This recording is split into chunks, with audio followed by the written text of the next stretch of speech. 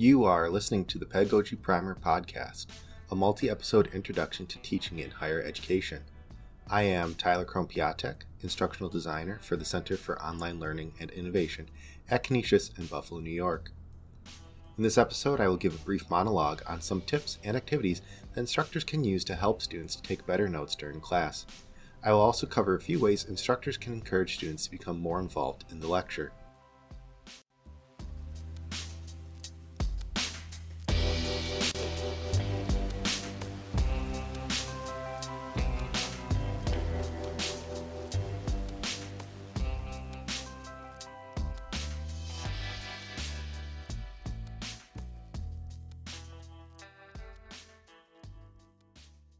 When most people think about higher education, they think of the lecture hall as imagined by Hollywood. A massive room, maybe with wood trim, the instructor at the front lecturing, a slideshow on a screen or a massive diagram on the board, and students dutifully taking notes and actively paying attention. Maybe a few of these students have their laptops off to the side and a notebook open. It would be amazing if this scene were more typical across higher education. Instead, we may have students that do not know how to take notes, or some may simply be disinterested, no longer really paying attention, and having stopped taking notes altogether. Or if students do take notes, they do not take good notes, hanging on to every word that comes from the lecturer's mouth and frantically trying to transcribe it into their notebook. These students then spend more time focusing on writing their notes rather than on the lecture and can miss out on key details and other points we are trying to make. These issues can be assuaged by following a few tips.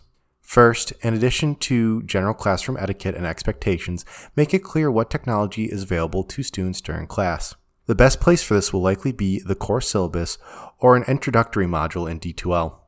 In some cases, allowing students access to technology such as computers, tablets, or smartphones may be beneficial to the course. For example, to keep the flow of the lecture going, we may ask a student to look up the date of an important event, an equation, or definition. Then, once they have the answer, we can circle back to the topic. Electronic devices can even be used as an in-lecture activity, which we will talk more about a little bit later. Or we may feel that electronic devices are distracting and unnecessary. This is especially true if students do not mute their devices, notifications, or are using their device for things other than taking notes for your class. Either way, let students know what technology is available to them during class and the reasoning behind it. Next, to encourage students to take notes during class, we could allow students to get some sort of credit for taking notes. This could count as part of a participation grade or may even be its own homework grade. A potential homework assignment could be to write notes about the syllabus or about a reading on a lecture topic. This serves a dual purpose. Not only can we use these notes as proof that the students have read the syllabus or assignment, but we can use this as a low-stakes assignment and give feedback. Or we might allow students to use their notes on a quiz or exam. Not only will doing this provide an incentive for students to take notes, but it will also let us check what kind of notes are being taken and plan our lessons accordingly. On a related note, if your discipline has a shorthand method or commonly used abbreviations, tell students about it.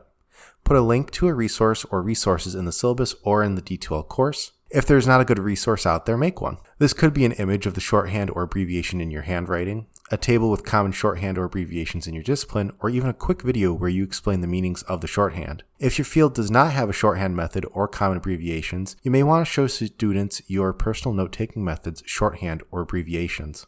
The next tip is to not directly read from the PowerPoint or slide deck. This is really not a novel tip and seems very simple. Some of us may have even admonished students for doing so. However, we can sometimes slip into doing this ourselves without realizing it. When we face away from students, they may have a harder time listening to us and may become disinterested in our lecture. Additionally, most students can read much faster than we can talk and will find the lecture boring because of it. Instead, put onto the slides the main topic and key points or takeaways using large fonts. Students can then quickly write down what's on the slide and then re-engage with the lecture. If we can use an image, audio, or video clip to iterate our point, do so. This will do two things. First, it will give us a break from lecturing, if only for a small while. And second, it will help break up the lecture for the students. The caveat here is if we have students that have difficulty seeing, it may be worth it to give a quick description of the image. In addition, use slideshow animations sparingly. They may make the slideshow eye-catching, but the animations will eventually take away from the presentation. For online courses or asynchronous courses, to put emphasis on what we are saying, we may want to stop sharing our slides or screen. Then, once we are done talking and need to go to the next slide, share your screen again. Similarly to not reading off of the PowerPoint, don't talk to the board. It's great to turn toward the board to write out topics, keywords, and make diagrams. This will make it cleaner and therefore easier for students to read. However, we should make sure that we turn back to students before we start talking. This will make it easier for students to hear us and allow them to make eye contact with us. Not only that, but students that are hard of hearing can then see us talking and be able to lip read. For online courses or asynchronous courses, we may want to consider either using picture-in-a-picture or spotlighting ourselves when screen sharing. In some instances, it may also be beneficial to stop screen sharing to ensure that our students' attention is on us and then start screen sharing again once we've finished talking. Making sure we are facing students when we start talking also allows us to use body language and keyword phrasing to our advantage. Movement is eye-catching and immediately noticeable. Used properly, it can convey importance. Point at the key topic or detail, tap on the board or pull down a few times, write the main point or detail in large letters on the board, or walk out from behind the podium and talk a bit louder. If we are teaching online, we may want to stop sharing our slides to put more emphasis on what we are saying and vice versa. In conjunction with keyword phrases like importantly, to sum up, or most useful, students will likely understand that what we have on the board or screen is noteworthy. If we have an anecdote or interesting aside, we should use phrases like as an aside, from personal experience, and this won't be on the exam, but to inform students that they do not need to take notes but instead should simply listen. This leads to another tip, which is to use repetition. If we repeat a key topic or detail a few times, students will probably catch on that it is important. Repetition, along with keyword phrasing and movement, is part of an important aspect of lecturing called signposting. According to Elizabeth F. Barkley and Claire Howell Major in their book, Interactive Lecturing, additional methods of signposting can be more subtle. Examples include adding a blank slide to the end of a topic to give students time to catch up on their notes or ask questions, hashtags on slides to show connections between topics, and even simply numbering slides so students can write down slides that they want to review or ask questions about later. Also, we should practice our lecture a few times before we give it. If we can, we should speak out loud and record ourselves. While practicing, we may find that we repeat filler words like or so. Practicing our lecture will get us more comfortable and confident with our lecture, which can help us avoid these words. This, in turn, allows students to focus on the lecture rather than trying to sort out filler words. We may also find awkward sentences or placement of topics that we can then correct or move around as needed. If we can do a dry run of our lecture in the classroom we will be using, we can also become more familiar with the classroom layout and technology, which can help us plan our lecture and avoid technology-related mishaps. Practicing the lecture can also help us pace ourselves and may allow us to find points in our lecture to pause and take a breath, or allow students to catch up on their notes. These breaks can also be used to quickly gauge student engagement and understanding through short activities, which we will talk more about later, or simply by asking them to give us a thumbs up if they understood what we were just talking about, or a thumbs down if they did not. We can change this up a bit by adding some physical activity like standing up or staying seated. This quick comprehension check may also wake up students that have gone glassy-eyed without calling them out and allow us to see what points or materials we need to focus on for the next session. For longer courses, we may want to give students a few minutes to get up and walk around at the midpoint of class or when a pause allows for it.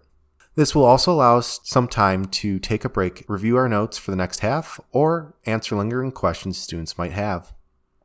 These pauses can also be used to engage students in various note-taking activities and get students engaged with the materials while still fresh in their minds.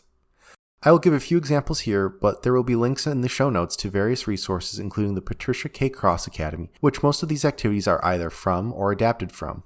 Note that these activities may take some time out of the lesson and require a bit of planning. Some of these activities may also benefit from working in small groups.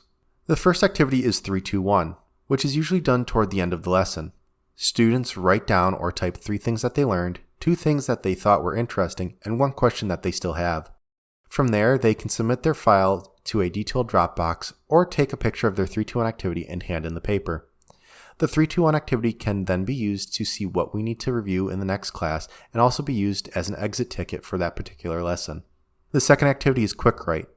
We provide an open-ended prompt from the lesson or a topic students just learned about and allow students to take a few minutes to write an answer to it. Then open the floor to discussion about the question or ask students to post their answers to a discussion board. A third activity is Write for an Absent Student. In this activity, students write a brief summary of the lesson as if it were for an absent student. Not only is this activity useful in case there truly is an absent student, but it also allows us to quickly view what students have retained from the lesson. The fourth activity, called Reteach the Lesson, is more of a homework assignment and is similar to Write for an Absent Student. However, instead of providing a summary of the entire lesson, in Reteach the Lesson, students will use their notes to teach each other about a specific topic or topics from the lesson. This could be a video presentation they submit to a Dropbox or live presentation to their peers. At a minimum, they provide us with an outline or a script prior to their presentation, which allows us to make quick corrections to the student's understanding of the topic. Another activity is to have students get involved in a live word wall or word cloud. In this activity, students tell us or type words and phrases on their own device that they would relate to the topic or topics covered. In most word walls, the more a word or phrase is typed, the larger it gets, which helps convey its importance. This can be used for notes later on in the course. The final activity is from Interactive Lecturing by Elizabeth F. Barkley and Claire Howell Major. While Barkley and Major describe other activities in their book, this one stands out the most and is called Live Tweeting the Class. This will require you and your students to have a Twitter account or a similar social media account. Using a hashtag that you create, perhaps it is the course abbreviation and number like CAN101E, students tweet key concepts and points while you are lecturing. Live tweeting can allow students to ask questions and have back-channel discussions on topics without interrupting the flow of the lecture. Then, when you are done lecturing, you can search for your hashtag and see what questions have popped up that have not been answered or require clarification. Students can then refer back to their tweets for their notes. This and the previous activity make it so that students are using their device and will be less likely to use them on unrelated activities. If you would prefer not to use social media, you may be able to use the chat feature or create a discussion board for this particular use. To further help our students engage with the lecture topic and pay attention, consider posting the slides or lecture resources several days before the lecture. This will inform students what we are going to talk about and allow them time to set up note-taking organization tools or print handouts. If we want to help students out with printing handouts, we can turn most slide decks into handouts and then post them to D2L for students to download. If we do not use slide decks, we likely have lecture notes that we can provide as a PDF or Word document on D2L. Similarly, if we find ourselves writing on the board often during a lecture, it might be worth it to either take pictures of the board or assign a student near the front to take pictures before we erase the board. After the lecture, have the students send us these pictures and either add them to our slideshow or compile them into a Word document and post it to D2L. If we are teaching our course online, we should take a screenshot of what we drew or save the file and start a new one. If you are not interested in posting the slideshow or lecture notes, you can instead use guided notes. These are basically handouts that have certain questions on it that students then need to answer based on the lecture. These guided notes are basically pseudo in-lecture and ungraded quizzes.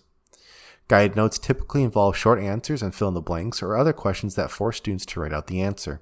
After the lecture is over, you can collect these notes and see what clarifications need to be made. If it's just one or two students that need this clarification, write it clearly and legibly on their notes or offer to meet with them during your office hours. If it's more than a handful of students, you may want to consider addressing it in the next lecture or create a supplemental video. Then hand the guided notes back to the students during the next lecture. Guided notes are meant to teach students how to take notes, and you need not create guided notes throughout the entire semester. You can start weaning them off guided notes by making the questions a bit more vague as the semester progresses, eventually either just leaving off with subject headings or ending guided notes altogether. Just make sure that you inform students the overall purpose and plan for the guided notes. The final tip is probably the most important. Build up a relationship with students. This also falls in line with the Ignatian principles of meeting people where they are, caring for the whole person, and solidarity and kinship. Particularly with the last few years, engaging with students should be a priority in the classroom. Many of our students did not have the traditional college experience, having to switch rapidly from face-to-face to online and hybrid courses. Students are unsure how to act in a classroom setting and, more importantly, are unsure what the instructor may want from them. According to Beth McCurdy in her article, a stunning level of students disconnection professors are reporting record numbers of students checked out and stressed out and unsure of their future. Students are also feeling very isolated from their instructors and peers, as well as withdrawn and disengaged. To help build this relationship, arrive a few minutes early to class if you are able to. Not only will this allow us to get ready for the lecture and show our enthusiasm for the course, but it will also give us some time to talk to our students. Saying hi, asking them how a game went, talking about some recent event, and so on will help build this relationship. Basically, engage students in small talk. For asynchronous online courses, this may be a quick but personalized video recording, email, or be an addition to a one-on-one meeting at the beginning, midpoint, and end of the semester. Engaging students in small talk is beneficial for a few reasons. For one, it will make us seem a little bit less aloof to students and show that we have interests outside of academia. Second, this time will allow students to talk amongst themselves and be more likely to actively listen during the lecture. Similarly, if we find that students are not talking much in class, when we ask a question or open the floor for discussion, we can try rewarding students for speaking during class. Maybe they get a piece of candy or perhaps a few points on a homework assignment. You could even use it as part of a participation grade. On a related note, think about how some parts of our lecture may benefit from a discussion or group activity. Discussions or group activities can help a shy student talk or ask questions that they would have otherwise not have. These types of activities may also help students clarify a few points from the lecture without needing us to intervene.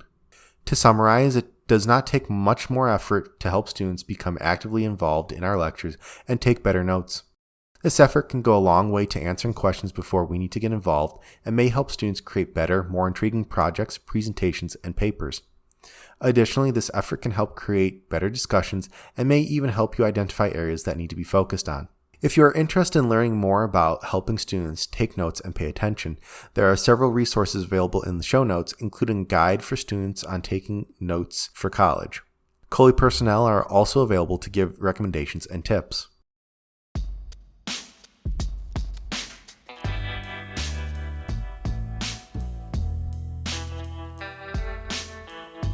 Thank you for listening to the Pedagogy Primer podcast. Links and other resources can be found in the show notes. For more information, visit www.canisius.edu/COLI.